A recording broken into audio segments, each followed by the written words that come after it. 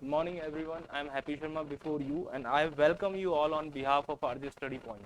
Today, we will continue our topic, the Negotiable Instruments Act 1881. ये act number है 26 of 1881.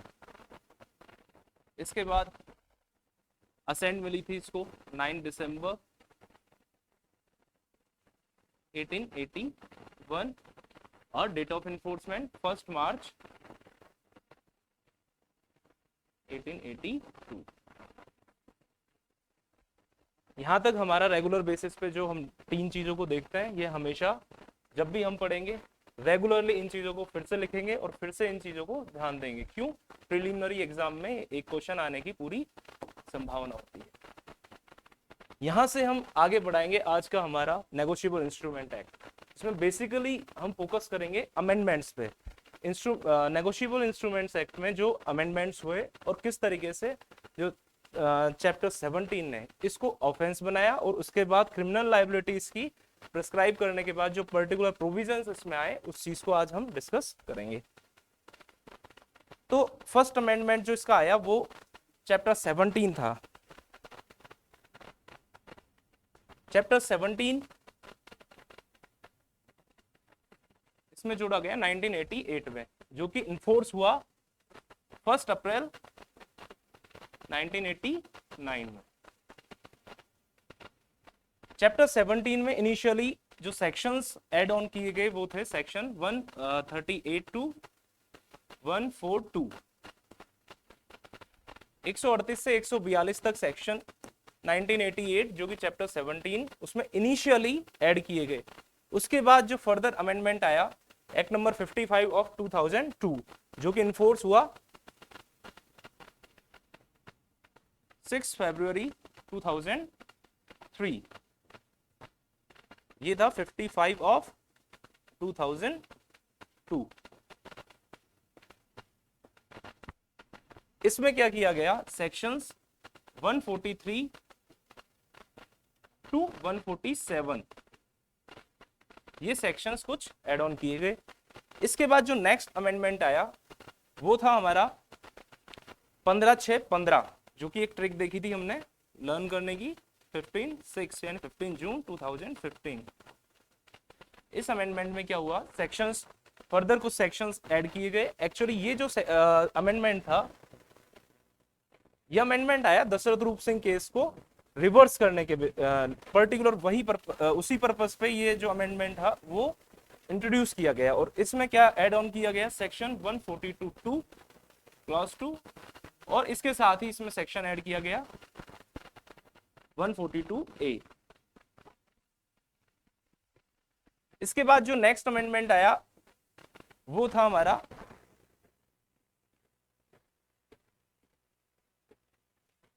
2018 में और इसमें क्या ऐड किया गया, section 143A and 148. Section 140 section chapter 17 जिसमें इनिशियली ऐड किए गए 138 टू 142 जो कि इसमें क्रिमिनल लायबिलिटी के बेस पे है. उसके बाद 2003 में जो नेक्स्ट अमेंडमेंट आया 143 से 147 इसने इंट्रोड्यूस किया. उसके बाद जो आया 2015 उसमें 142(2) और 142A ये सेक्शन ऐड ऑन किए. उसके बाद 2018 में जो आए उसमें 143A और 148 सेक्शन ऐड हुए. अब इसकी खास जो बात रही इन पर्टिकुलर अमेंडमेंट्स की वो हम एक बार देखते हैं. जो अमेंडमेंट आया 2015 में, इससे पहले एक केस आया था दशरथ रूप सिंह का केस. उसने क्या किया, जो जुरिस्डिक्शन था कोर्ट का उसको अकॉर्डिंग टू सीआरपीसी कर दिया. सीआरपीसी में जनरली जो जुरिस्डिक्शन होता है वो according to the cause of action होता है. तो 2015 के अमेंडमेंट ने क्या किया, 142 में क्लॉज 2 ऐड किया जिसको हमने जुरिस्डिक्शन ऑलरेडी हम डिस्कस कर चुके हैं किस तरीके से दो जुरिस्डिक्शन इसने बताया हमको. उसके बाद जो सेक्शन आया 142A इसको हमने छोड़ दिया था. एक्चुअली इसको छोड़ने के पीछे जो पर्पस था उसको आज समझने का प्रयास करेंगे. 142A क्या बात करता है, ये बात करता है कि अगर मल्टीपल केसेस, अगर कोई भी कोर्ट में मल्टीपल केसेस फाइल किए गए हैं तो उनका किस तरीके से उनको प्रोसीड किया जाएगा। तो 142A बात करता है मल्टीपल केसेस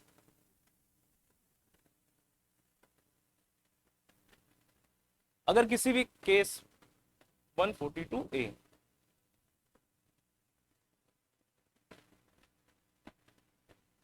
सेक्शन 142A की बात करते हैं, जो मल्टीपल केसेस है उसमें फर्स्ट इसका सबसेक्शन बताता है कि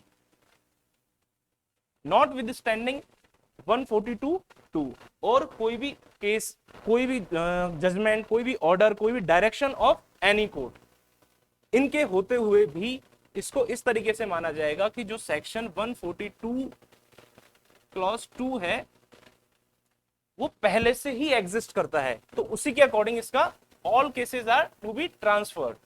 यानी ये जो 140 इसकी क्या बात करता है, रेट्रोस्पेक्टिव एप्लीकेबिलिटी की बात करता है।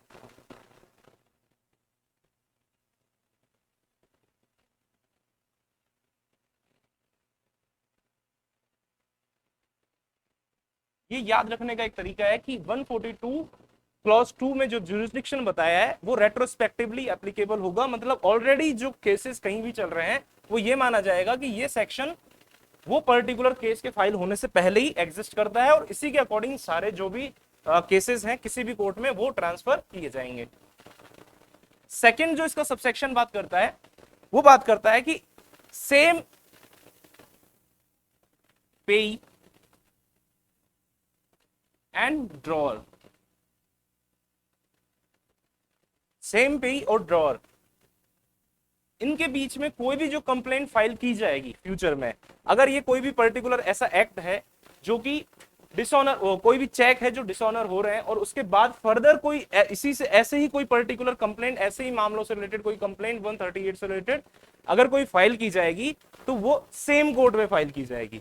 अब इसका क्या मतलब है, ये बात करता है जो फ्यूचर में कंप्लेंट फाइल की जाएगी, इसमें इंपॉर्टेंट वर्ड है शैल बी फाइल्ड कंप्लेंट।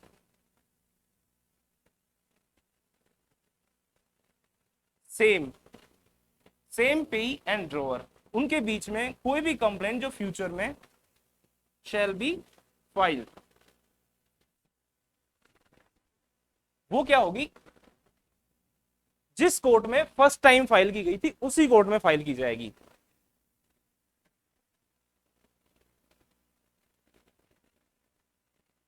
ऐसे समझते हैं, एक चेक था, अकाउंट पेई का चेक था जो कि एक्स ने एज ए ड्रॉ किया वाई को, वाई ने जाके अपने अकाउंट में जो उसमें वो पर्टिकुलर वहां जिस ब्रांच में उसका अकाउंट था वहां जाके उस चेक को प्रेजेंट किया, वह चेक डिसऑनर हो गया।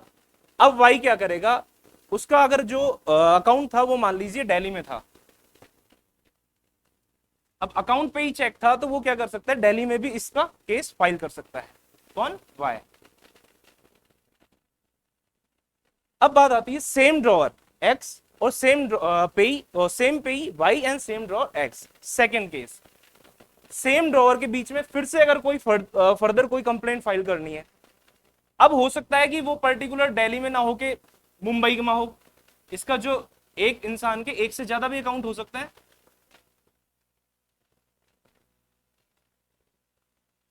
हो सकता है इसका जो सेकंड अकाउंट है वो जो उसकी ब्रांच है वो कोई मुंबई बैंक की है या मुंबई में वह बैंक स्थित है, तो इसके अकॉर्डिंग क्या होगा, अकाउंट पेई का जो इसने लगाया है वो पर्टिकुलर मुंबई में बनता है इसका। अब बात आती है सेम पेई और same drawer not with standing the section 142 second, 142 का जो सेकंड क्लॉज है उसके अकॉर्डिंग तो इसका मुंबई में जुरिस्डिक्शन है, बट ये सेक्शन क्या करेगा, अकॉर्डिंग टू 142A, इसका जो सब सेक्शन 2 है उसके अकॉर्डिंग वो यहां ना जाकर इस केस को भी यहीं फाइल कर सकता है। फ्यूचर में जो केस फाइल करेगा यानी सेकंड कंप्लेंट या फर्दर जो जितने भी कंप्लेंट होंगी उसको सेम कोर्ट में जाके फाइल कर सकेगा। इसके बाद बात करता है थर्ड जो इसका सबसेक्शन है, वो बात करता है मल्टीपल केसेस अगर पेंडिंग है, ऑलरेडी पेंडिंग है, जैसे C1, C2 और C3, ये तीन कोर्ट में अगर तीन मामले सेम पेई और सेम ड्रॉअर सेम है, कौन, पेई एंड ड्रॉअर, सेम पेई और सेम ड्रॉअर है, ऑलरेडी अगर तीन कोर्ट अलग अलग इनमें मामले इनके पेंडिंग है, यानी ये पास्ट में जो ऑलरेडी केसेस फाइल किए गए हैं उनकी बात करता है। पास्ट में अगर ऑलरेडी कोई केसेस फाइल्ड हैं तो उसकी बात ये करता है। अगर मान लीजिए कोर्ट 3 में एक मामला पेंडिंग है, इसका फर्स्ट मामला इसने C1 कोर्ट 1 में डाला, सेकंड इसने फाइल किया सेकंड C2 में, थर्ड फाइल किया इसने C3 में, तो इसका थर्ड सबसेक्शन बात करता है कि ये जो दोनों हैं जो बाद में फाइल किए गए हैं ये ट्रांसफर कर दिए जाएंगे फर्स्ट कोर्ट में। सिंपल सी 3 बातें की 142A ने। एक बार फिर से देख लेते हैं। फर्स्ट में बात की retrospective applicability of section 142 sub clause 2 subsection 2। इसके अकॉर्डिंग अगर कोई भी cases, all cases not with standing any judgment और एनी ऑर्डर और any direction of the any court, क्योंकि दशरथ रूप सिंह केस में कोर्ट ने जजमेंट दिया था कि जो पर्टिकुलर ज्यूरिसडिक्शन देखा जाएगा वो अकॉर्डिंग टू द सीआरपीसी देखा जाएगा, तो उसको कहीं ना कहीं रिवर्स करने के लिए, ओवर रूल करने के लिए ये नया जो अमेंडमेंट किया गया, तो उसमें ये सेक्शन फर्स्ट डालने का पीछे जो मकसद था वो यही था, क्योंकि 2015 में साथ साथ 142 सबसेक्शन 2 में जो ज्यूरिसडिक्शन बताया था उसको कहीं ना कहीं एप्लीकेबल बनाने के लिए फर्स्ट सबसेक्शन लाया गया। और इसके अकॉर्डिंग ऑलरेडी जो उस दशरथ रूप सिंह के केस की वजह से ऑलरेडी जो केसेस इधर उधर हुए हैं उनसे रिलेटेड इसने बात करने की बात की कि या फिर फ्यूचर में भी जो बात थी इस सेक्शन में पर्टिकुलर की गई, तो इस सब सेक्शन में कहा कि ऐसा माना जाएगा कि ये 2015 में नहीं उससे पहले ही एग्जिस्ट करता है ये सबसेक्शन, और ये jurisdiction according to this section shall be considered and in accordance with this section. ये फर्स्ट सबसेक्शन बात करता है कि ऑलरेडी एग्जिस्टेंस के तौर पे ये माना जाएगा कि जितने भी केसेस पेंडिंग है, जितने भी केसेस जो कोर्ट में, डिफरेंट कोर्ट्स में या फिर मल्टीपल केसेस पेंडिंग है उनको ट्रांसफर माना जाएगा, इसके अकॉर्डिंग ट्रांसफर किया जाएगा। सबसेक्शन 2 बात करता है कि सेम पे ही और सेम ड्रॉवर के बीच में जितने भी केसेस होंगे, सेम पे ही सेम ड्रॉवर जितने भी केसेस होंगे फाइल, यानी फर्दर अगर कोई कंप्लेंट की जाएगी तो वो उसी केस में की जाएगी जिसमें फर्स्ट कंप्लेंट ऑलरेडी कर चुका। ये इसके सिर्फ कन्वीनियंस के लिए कि अगर मान लो फर्स्ट कोर्ट इसने दिल्ली चुना, उसके बाद फर्दर सेम पे सेम ड्रॉवर के अगेंस्ट कोई केस करना चाहता है, लेकिन अनफॉर्चुनेटली 142(2) को अगर ये फॉलो करेगा तो ये जो केस इसको फाइल करना पड़ेगा मुंबई में, तो ये इनकन्वीनियंट होगा और कहीं ना कहीं जो जुडिशरी है अपना उस पर भी बर्डन बढ़ाता है अलग अलग। तो उसी चीज को देखते हुए इन दोनों को देखते हुए इसको एक सबसेक्शन 2 में एक तरीके से इसका एक्सेप्शन दिया गया है कि ये सेम कोर्ट में फाइल करता है, दिल्ली में कर सकेगा। थर्ड बात करता है पेंडिंग, जो ऑलरेडी अगर पेंडिंग है, एक से ज्यादा कोर्ट में कोई केसेस पेंडिंग है, तो जो फर्दर 2 कंप्लेंट इसने फाइल की है वो ट्रांसफर हो जाएंगी फर्स्ट कोर्ट में। ये सिंपल सी बात करता है अपना सेक्शन 142A। इसके बाद जो सेक्शन छूटा था अपना अपन वो था 146, सेक्शन 146। ये बात करता था कि जो बैंक स्लिप होगी, जो भी चेक डिसऑनर हुआ है उसका बैंक एक स्लिप देगा या मेमो भी कह सकते हैं उसको, वो बताएगा कि ये पर्टिकुलर चेक रीजन इस वजह से डिसऑनर हुआ है, और ये जो स्लिप होगी ये प्राइमा फेसी एक एविडेंस मानी जाएगी। तो इसमें भी एक तरीके से कोर्ट प्रिजम्पशन लेगा कि वाकई में चेक डिसऑनर हुआ है, अनलेस इट इज प्रूव, या इस चीज को ये प्रूव ना कर दे अक्यूज पर्सन कि वो पर्टिकुलर जो एविडेंस है उसके अगेंस्ट उसको प्रूव ना कर दे। अब इसमें जो हम बात करेंगे चैप्टर, एक बार रिवीजन के साथ साथ हम इसमें कुछ पर्टिकुलर केस लॉस की बात करेंगे। तो सबसे पहले जो आया हमारा सेक्शन 17 चैप्टर के साथ वो था 138। सेक्शन 138 2 ग्राउंड बताता है मेनली जो डिसऑनर होने के, उनके अलावा भी कुछ ग्राउंड हो सकते हैं। इसका एक केस हम ऑलरेडी देख चुके हैं जो उसका नाम था Lakshmi D versus state of Gujarat. इसमें पर्टिकुलर 3 ग्राउंड्स बताए थे, जो कि एक तो हो सकता है कि अगर उसका साइन मिसमैच हो गया इस वजह से भी डिसऑनर हो सकता है। सेकंड, वो जो पर्टिकुलर उसका अकाउंट है वो क्लोज हो चुका है, या फिर स्टॉप पेमेंट, वो जो पर्टिकुलर अकाउंट है उसने पेमेंट करना उसने बंद कर दिया है। तो ये 3 ग्राउंड भी हो सकते हैं इसके डिसऑनर होने के। इसके अलावा एक बात आती है कि एक चीज और इसमें कही कि आईपीसी सेक्शन 420 यानी चीटिंग का जो सेक्शन है उसमें भी हम रिलीफ क्लेम कर सकते हैं। इसके बाद जो इसका सेकंड इंपॉर्टेंट केस है वो है योगेंद्र सिंह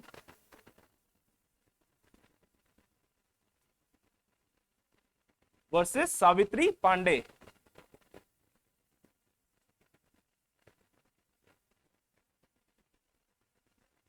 अब क्वेश्चन आया कि अगर एनआई एक्ट में कोई पर्टिकुलर जो 138 में उसके ऊपर चार्जेस लगाए हैं, अगर उसमें वो डिस्चार्ज कर दिया जाता है तो उसके बाद जो लाइबिलिटी बनेगी 420 या फिर जो भी आईपीसी में, उसका क्या होगा। तो इस केस में कहा गया कि अगर एनआई एक्ट में वो उसको डिस्चार्ज भी कर दिया गया तो भी वह कंटिन्यू प्रोसीड किया जा सकता है अंडर सेक्शन 420 या फिर जो भी आईपीसी में उसके ऊपर फॉर्जरी वगैरह के जो भी चार्जेस हैं उनमें। तो ये क्या करता है, ये कहता है कि अगर एनआई एक्ट में उसको डिस्चार्ज कर दिया गया तो उसकी फर्दर प्रोसीडिंग पॉसिबल है अंडर आईपीसी।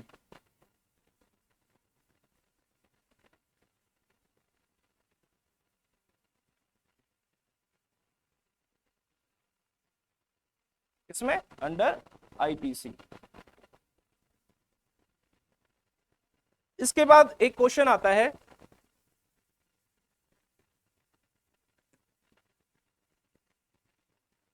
अगर when check is multiple times dishonored, अगर एक पर्टिकुलर कोई चेक है वो एक से ज्यादा बार डिसऑनर हो गया तो उस केस में ये सेक्शन 138 से रिलेटेड क्वेश्चन है। तो उसमें फर्स्ट पॉइंट है कि नंबर ऑफ नोटिसेस, उसको कितने नोटिस देने पड़ेंगे।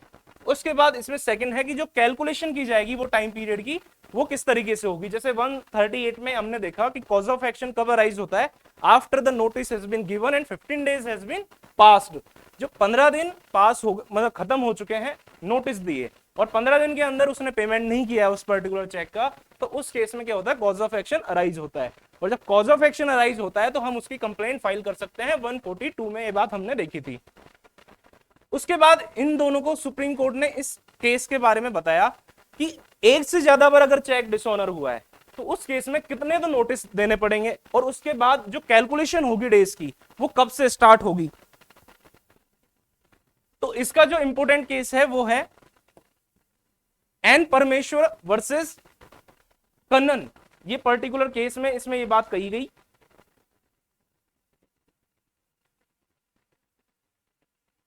एन परमेश्वर वर्सेस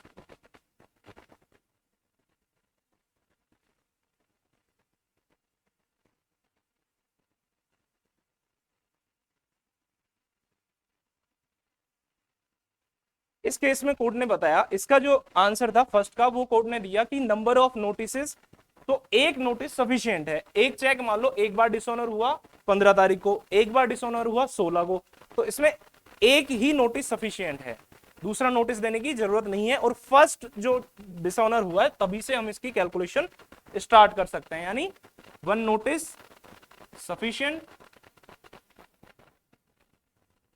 सेकंड का इसने बताया जो डेट ऑफ कैलकुलेशन होगी वो कब स्टार्ट होगी,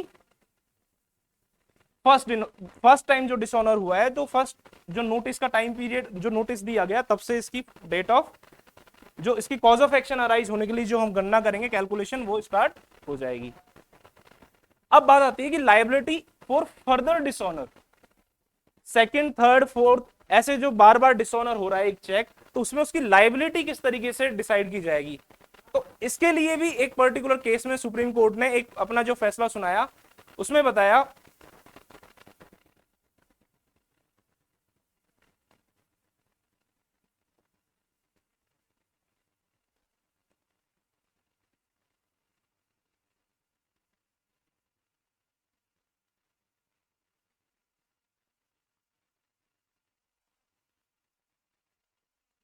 एमआरएस लेदर वर्सेस पलानी अप्पन। इस केस में सुप्रीम कोर्ट ने बताया कि जो फर्स्ट टाइम डिसऑनर हुआ उसके बाद फर्दर जब जब भी वो डिसऑनर हो रहा है तो उसकी लायबिलिटी कंटिन्यू चलेगी जब तक कि वो डिसऑनर हुआ है।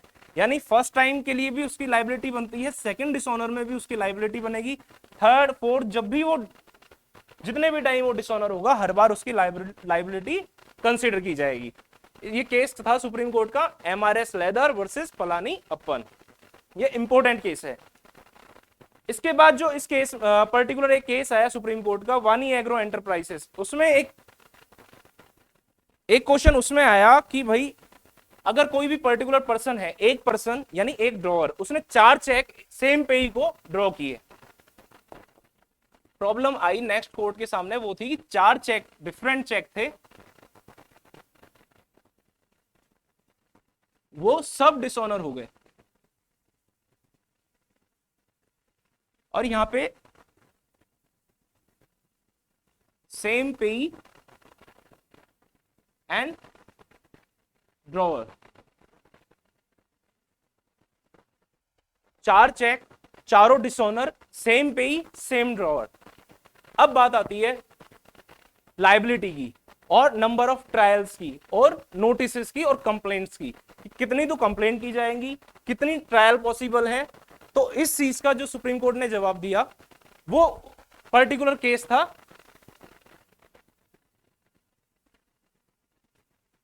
वानी एग्रो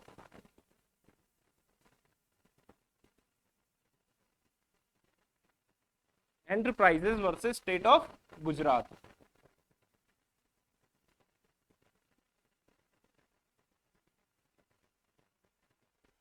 इस केस में कोर्ट ने कुछ इंपोर्टेंट क्वेश्चंस लिए, तो उसमें पहला जो क्वेश्चन था उसमें बात थी नंबर ऑफ नोटिसेस। तो कोर्ट ने बोला इसमें कि एक नोटिस, सिंगल नोटिस पर्याप्त है, one notice is sufficient. Second आता है कि इसमें नंबर ऑफ कंप्लेंट कितनी करनी पड़ेगी उसको। तो फर्स्ट डिसऑनर अलग चेक का है, सेकंड अलग का है, थर्ड अलग का है, फोर्थ अलग का है। तो कोर्ट ने बताया कि वो नंबर ऑफ कंप्लेंट हर एक के लिए अलग अलग कंप्लेंट कर सकता है। He can do different complaints for the different checks.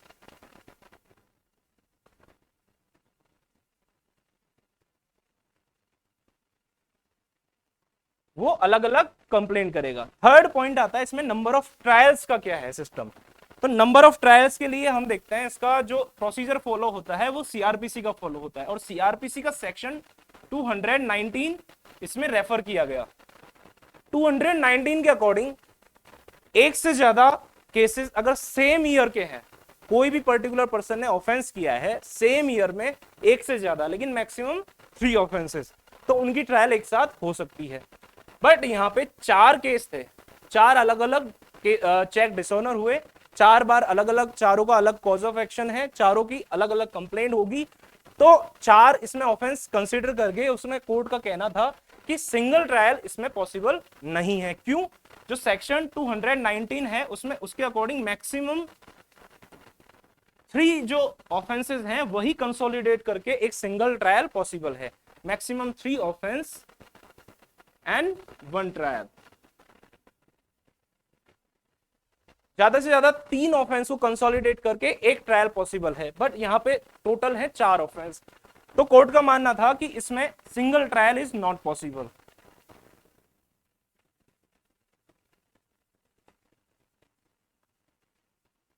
तो इसमें मिनिमम जो 2 ट्रायल की कोर्ट ने बात की, यहां पे मिनिमम 2 ट्रायल पॉसिबल होंगी। और इसके बाद फर्दर इस केस में कोर्ट ने मजिस्ट्रेट को डायरेक्ट किया कि आप पर्टिकुलर क्या करो, चारों केसेस हैं उनका सेम डे रख के, जो डेट होगी उसकी सुनवाई जिस दिन होगी, प्रोसीडिंग होगी, उसको सेम डे करो, ताकि वो कन्वीनियंट हो जाए पर्टिकुलर पार्टीज के लिए कि वो सेम डे उसको पर्टिकुलर केस में आके अपीयर हो सके। और उसके बाद इसकी डे टू डे हियरिंग के लिए कोर्ट ने डायरेक्ट किया मजिस्ट्रेट कोर्ट को। इसके बाद आते हैं हम सेक्शन 139। सेक्शन 139 में हमने बात की थी प्रिजम्पशन से रिलेटेड। प्रिजम्पशन में हमने बात की थी कि कोई भी पर्टिकुलर केस में उसकी डेट और लायबिलिटी को पेमेंट के लिए ही एक पर्टिकुलर चेक दिया जाता है। और इस 139 में यह प्रिजम्पशन करता है कोर्ट की जो पर्टिकुलर चेक दिया गया है ड्रॉअर के द्वारा पेई को, वो पर्टिकुलर उसकी डेट और लायबिलिटी उनको फुलफिल करने के लिए ही दिया गया था। इस चीज की प्रिजम्पशन 139 में करता है।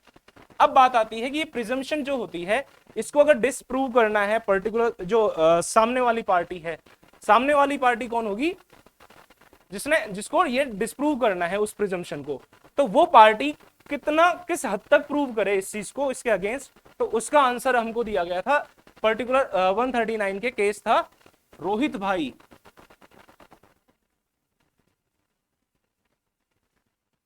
Versus state of Gujarat.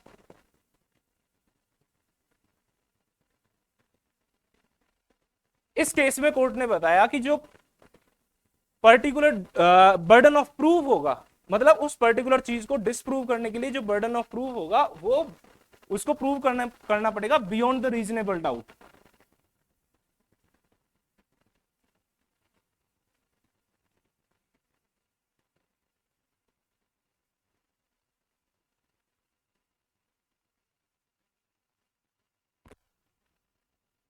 ये है 139। इसके बाद सेक्शन आता है हमारा 141 जो कि कंपनी से रिलेटेड बात करता है।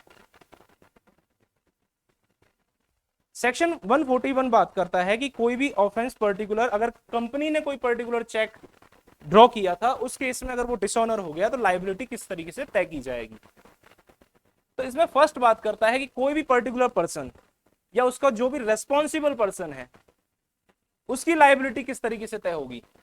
पहला तो पॉइंट बताता है कि कौन कौन लायबल होगा। तो एक तो लायबल होगी कंपनी,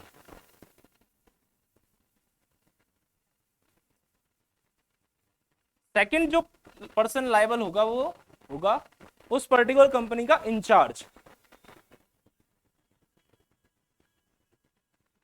एंड जो भी वो इंचार्ज भी हो और रेस्पॉन्सिबल पर्सन।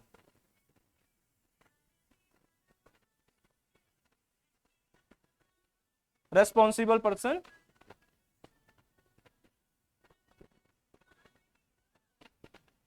इसको साइलेंट कर दो, रेस्पॉन्सिबल पर्सन इसमें लायबल होगा। अब बात आती है कंपनी क्या है, खुद एक कोई नेचुरल पर्सन नहीं होती, वो एक लीगल एंटिटी होती है, और लीगल एंटिटी के तौर पे उसकी company can sue and may be sue. तो कंपनी की भी लायबिलिटी होगी, और वहां अब कंपनी खुद तो एक्ट करती नहीं है, ये मतलब एक नेचुरल जनरल सी बात है कि कंपनी में जो भी उसके डायरेक्टर होते हैं या फिर कोई भी जो अदर ऑफिसर्स होंगे या फिर उसका जो भी सेक्रेटरी वगैरह होते हैं, जो इंचार्ज या फिर रेस्पॉन्सिबल है उस कंपनी के पर्टिकुलर बिजनेस या कंडक्ट के लिए, वो लोग ही यहाँ पे रेस्पॉन्सिबल हो सकते हैं। तो ये पर्टिकुलर जब दो लोग इसमें दो लोगों की लाइबिलिटी डिसाइड की, तो कोर्ट ने अपना एक केस आया, उस केस में कोर्ट ने बताया कि ये वाइकेरियसली लायबल होते हैं दोनों। अब वाइकेरियस लायबिलिटी क्या होती है कि कोई भी एक्ट के लिए दो पर्सन एक साथ लायबल होते हैं, तो वह उसको बोलते हैं वाइकेरियस लायबिलिटी। और जो वाइकेरियस लायबिलिटी का कंसेप्ट आया वो केस था standard chartered account versus state of Maharashtra.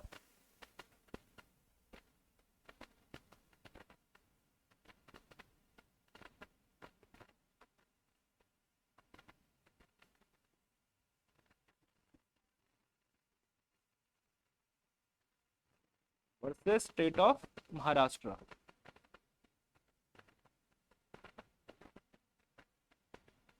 इस केस में सुप्रीम कोर्ट ने बताया कि यहां कंपनी और जो भी इंचार्ज एंड रिस्पॉन्सिबल पर्सन है उन दोनों की कौन सी लायबिलिटी होती है, वाइकेरियस लायबिलिटी।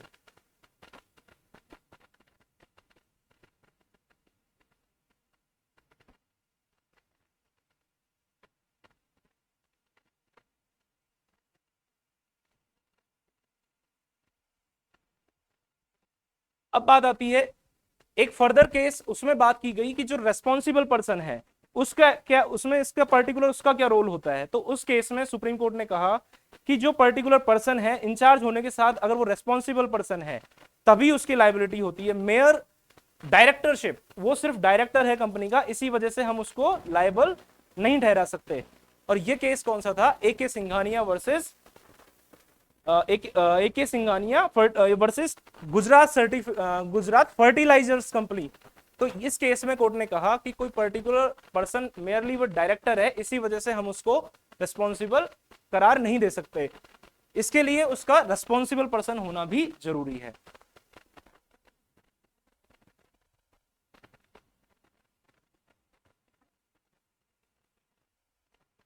केस का नाम था A K. Singhania versus Gujarat fertilizers.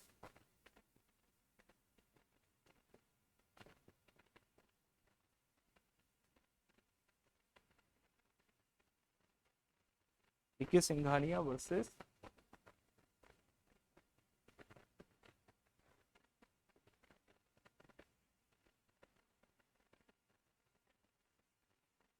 Corporation limited.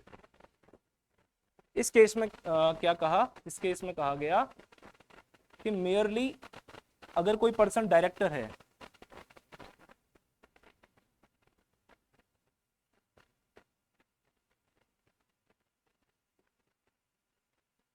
is merely the directorship is not appropriate ground for the liability.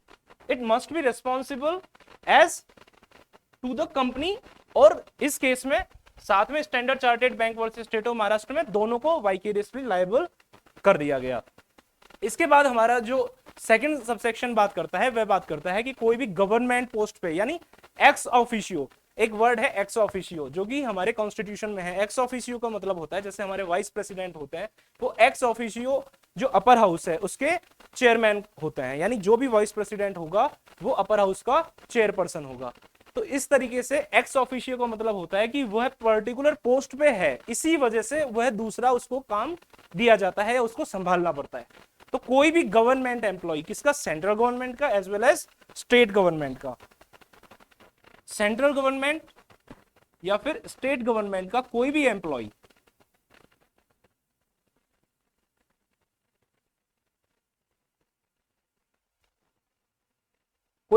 है और वो एक्स ऑफिशियो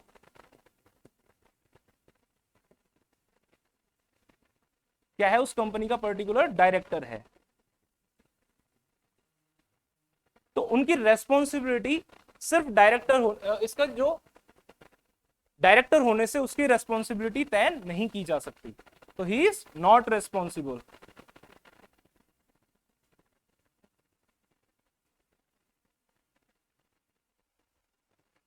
ये फर्दर प्रोवाइडेड है।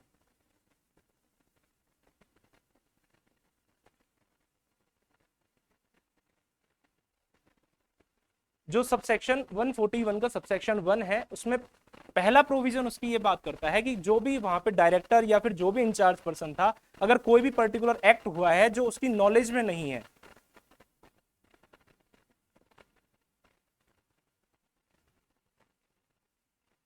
उसकी नॉलेज नहीं थी, उसकी नॉलेज के बिना, या फिर उसने पर्टिकुलर कोई उसके ड्यू डिलिजेंस को अप्लाई करते हुए उसने एप्रोप्रिएट कदम उठाया, उसके बावजूद अगर डिसऑनर हुआ है,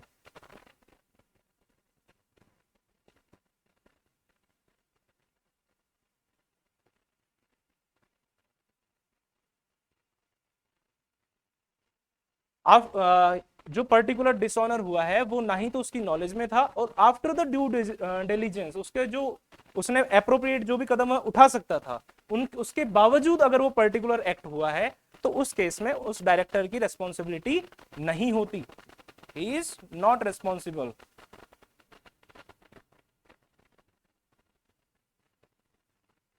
दूसरा, अगर कोई भी सेंट्रल गवर्नमेंट या स्टेट गवर्नमेंट का एम्प्लॉय है और वो इसी वजह से एक्स ऑफिशियो उसकी पोस्ट डायरेक्टर की या फिर अनदर कोई भी रिस्पॉन्सिबल पर्सन की है, तो वो उस पर्टिकुलर एक्ट के लिए रिस्पॉन्सिबल नहीं होता, क्योंकि जो इनके पर्टिकुलर गवर्नमेंट के एम्प्लॉयज होते हैं वो बदलते रहते हैं। हो सकता है कि आज कोई पर्टिकुलर एम्प्लॉय ने के जो चेक है उसको ड्रॉ किया, और हो सकता है 2 महीने के बाद उसका ट्रांसफर कहीं और हो गया और उसके जगह पे कोई दूसरा एम्प्लॉय वहां पे आ गया और चेक डिसऑनर उसके बाद हुआ, तो कल को उस एम्प्लॉय को हम रेस्पॉन्सिबल नहीं कह सकते।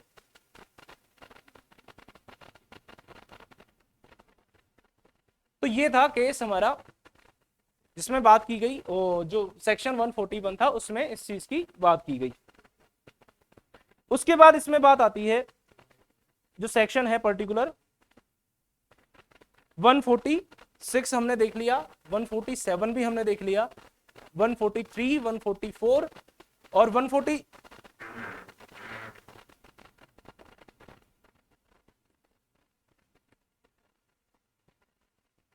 अब बात आती है सेक्शन 147 की,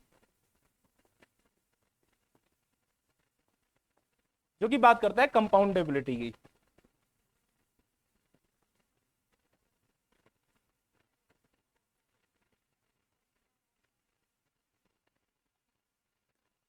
एनआई एक्ट में जो भी ऑफेंसेस होंगे वो कंपाउंडेबल होंगे, यह बात करता है हमारा सेक्शन 147। 147 जो बात करता है उसका, उससे पहले एक केस था हमारा, उस केस का नाम है दामोदर एस प्रभु वर्सेस शायद बाबूलाल। इस केस से पहले भी एक केस आया, उसका नाम था Mrs MS meters instrument private limited versus कंचन।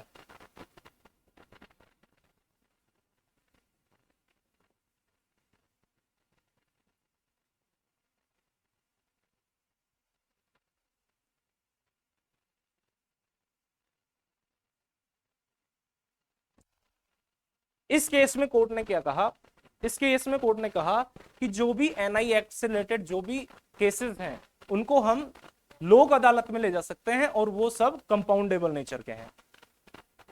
दो इंपॉर्टेंट बातें इस केस में कही। फर्स्ट, जो पर्टिकुलर केस होगा वो लोक अदालत में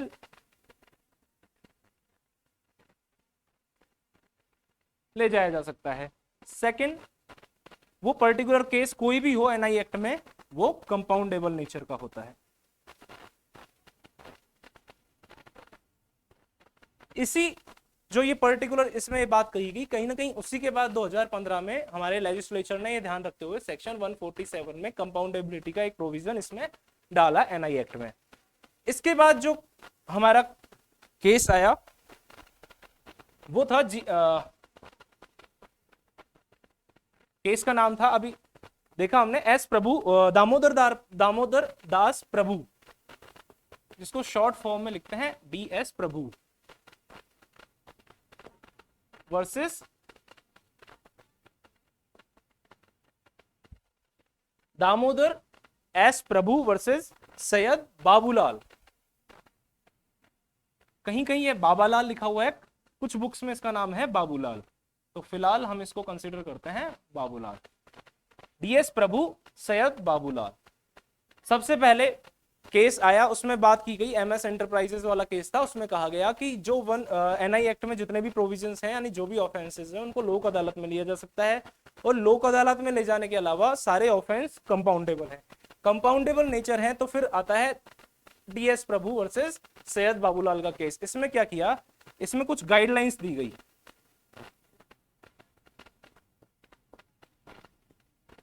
इसमें सुप्रीम कोर्ट ने कुछ गाइडलाइंस दी, किससे रिलेटेड, कंपाउंडेबिलिटी से रिलेटेड, कि कोई भी पर्टिकुलर एक्ट हुआ है, कोई भी ऑफेंस हुआ है, वो किस तरीके से उसको कंपाउंड करना है।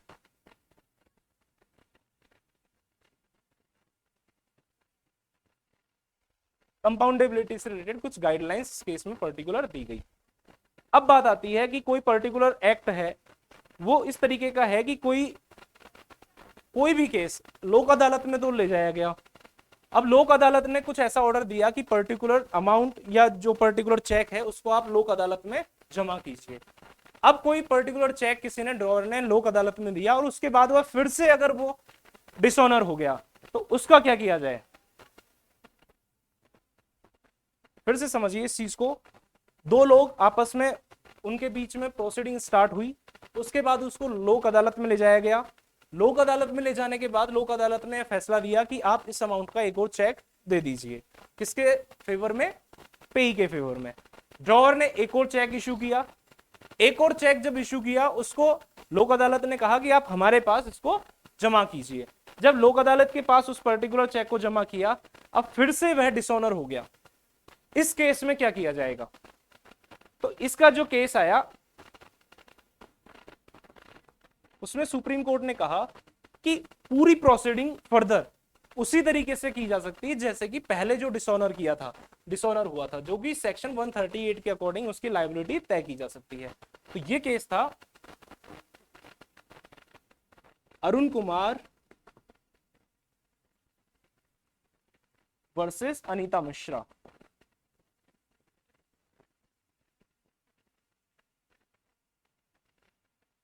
इसके अकॉर्डिंग वापस से उसकी लायबिलिटी 138 सेक्शन में अराइज हो जाएगी।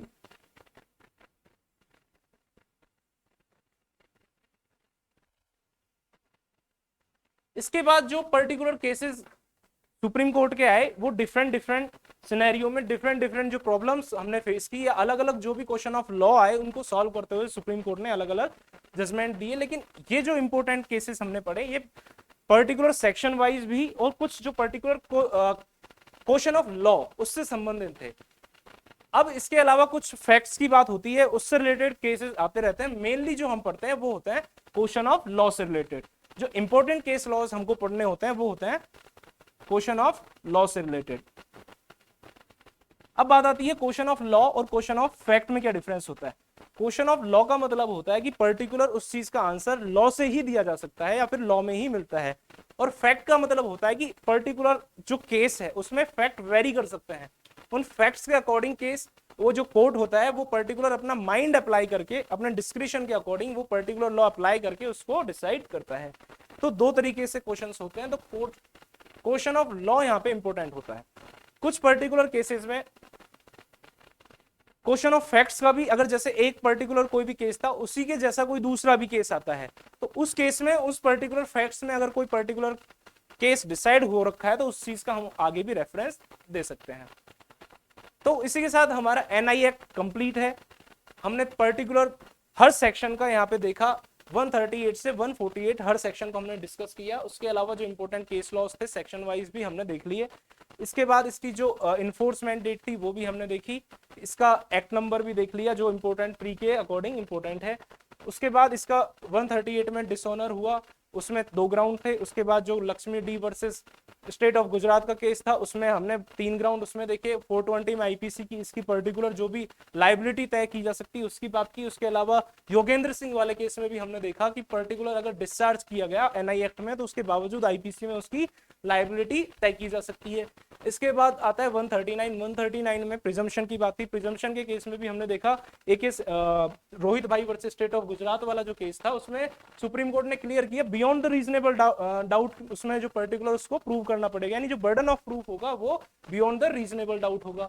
उसके बाद 140 की बात की हमने, तो 140 में कोई इंपॉर्टेंट केस लॉज नहीं था तो उसको छोड़ते हुए हमने नेक्स्ट सेक्शन देखा 141 बात करता है कंपनीज, कंपनी और उसमें जो भी रेस्पॉन्सिबल पर्सन है और उसका इंचार्ज है उनकी वाइकेरियस लाइबिलिटी डिसाइड करते हुए standard chartered bank versus state of Maharashtra में सुप्रीम कोर्ट ने डिसाइड किया कि इन दोनों की क्या होगी वाइकेरियस लाइबिलिटी। अब वाइकेरियस लाइबिलिटी क्या होती है कि कोई भी पर्टिकुलर एक्ट में 2 लोग अगर उसमें रेस्पॉन्सिबल हैं तो इसको बोलते हैं हम वाइकेरियस लाइबिलिटी। वाइकेरियस लाइबिलिटी के भी 3 प्रिंसिपल हैं जो लॉ ऑफ टॉर्ट्स में गिवन है।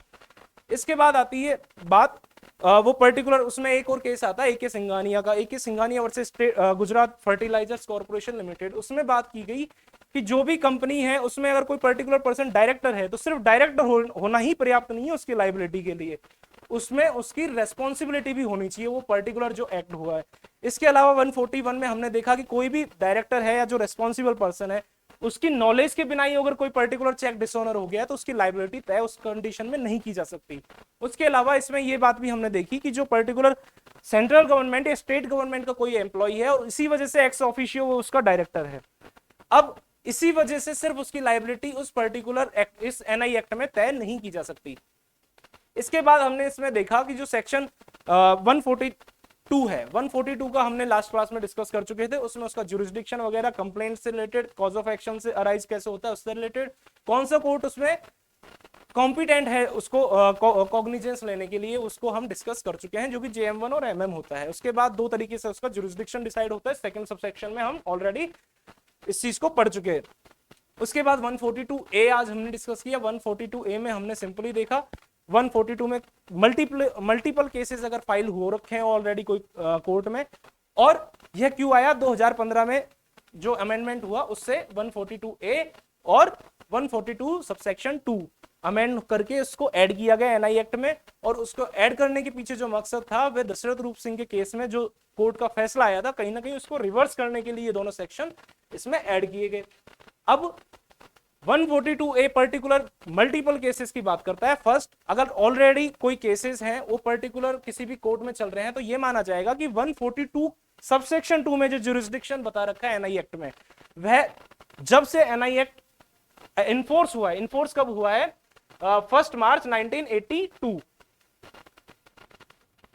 तो ये माना जाएगा कि तब से ही वो एग्जिस्ट करता है सेक्शन 142 सबसेक्शन 2 जो कि जुरिस्डिक्शन की बात करता है।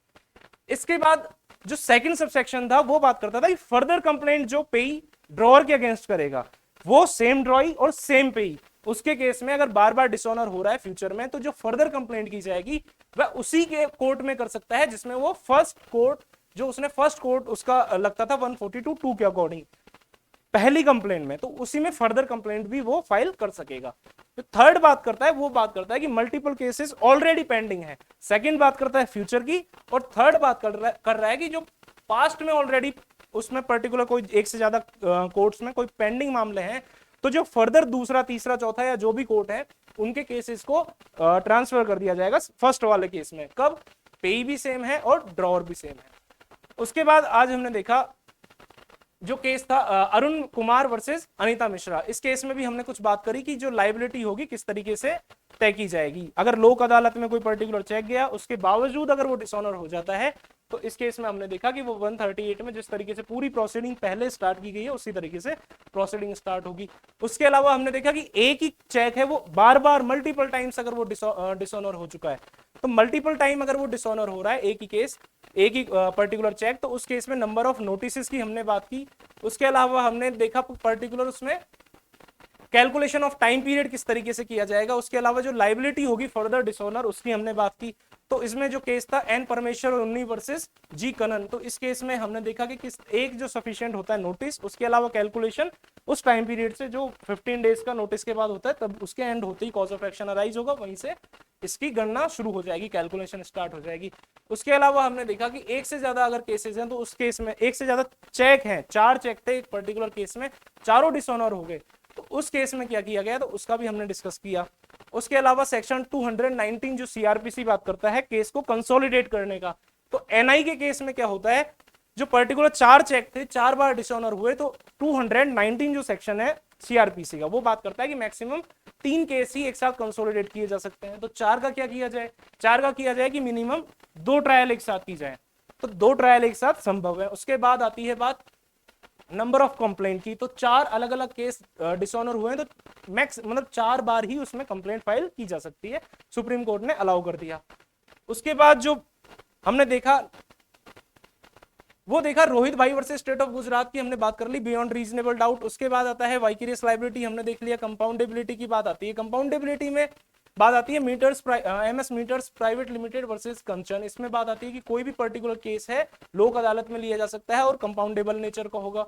इसके बाद जो नेक्स्ट केस आया वो आता था हमारा डीएस प्रभु वर्सेस सैयद बाबूलाल, इस केस में कहा पर्टिकुलर जो गाइडलाइंस दी गई कंपाउंडेबिलिटी की। उसके बाद जो नेक्स्ट केस आया हमारा उसमें बात कर दी गई कि 138 में वापस से डिसऑनर हो गया तो क्या किस तरीके से लायबिलिटी तय होगी।